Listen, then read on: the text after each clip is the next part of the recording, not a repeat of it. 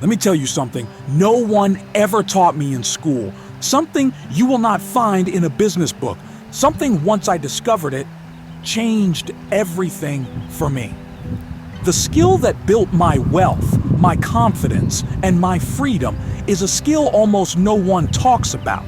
And I will tell you right now, it is not a tactic. It is not a hustle. It is not what you do on the outside. It is what you learn to honor on the inside. The world tells you, work harder, grind longer, outperform the competition. But what they rarely tell you is this: success flows from the way you treat yourself when no one is watching. The true foundation of lasting wealth, health, confidence, happiness, and peace is self-appreciation. Stay with me, because this may just be the one missing link in your success story. Self-appreciation might be single most important skill that built my success and wealth no one ever talks about.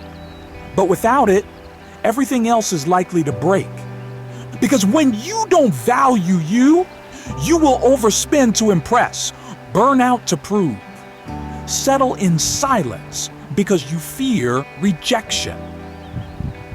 Self-appreciation is the difference between someone who reacts and someone who rises, between someone who gives up and someone who keeps trying and improving, between someone who talks and someone who walks the whole way.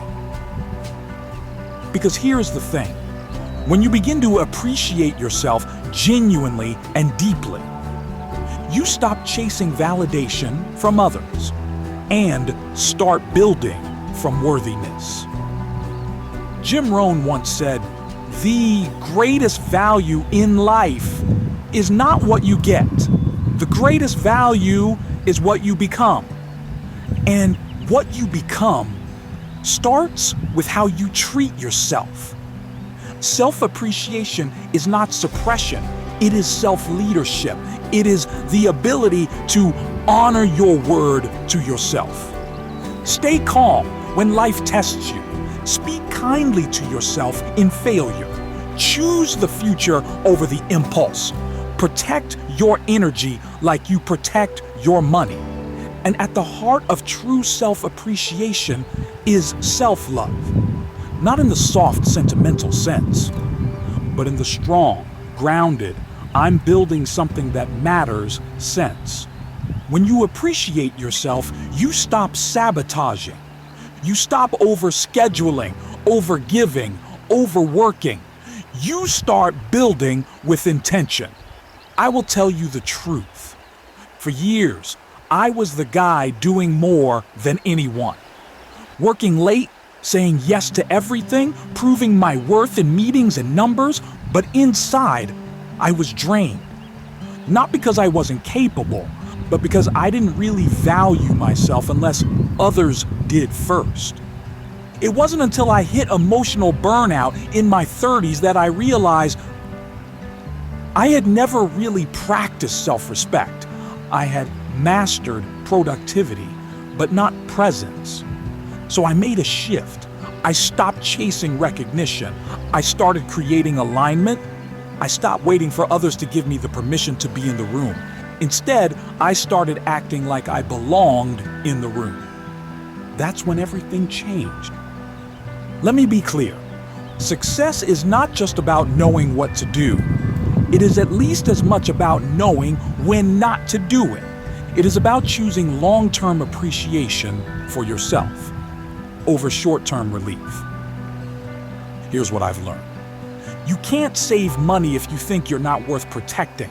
You can't say no if you think you must earn appreciation. You can't lead if you don't trust your own voice. You can't love others if you don't love yourself. Self-appreciation means you stop outsourcing your sense of value. You stop saying, "I'll feel worthy when," and you start saying, "Because I value who I am, I will do what's right, even when it's hard." That's the discipline that builds long-term wealth. That's the self-love that creates strength. Now here's what I want to emphasize. This isn't a one-time journal entry, it's a daily practice. Here's how I built it into my routine. 1. I spoke to myself like someone I respected. If I would not say it to a friend, I stopped saying it to myself. 2.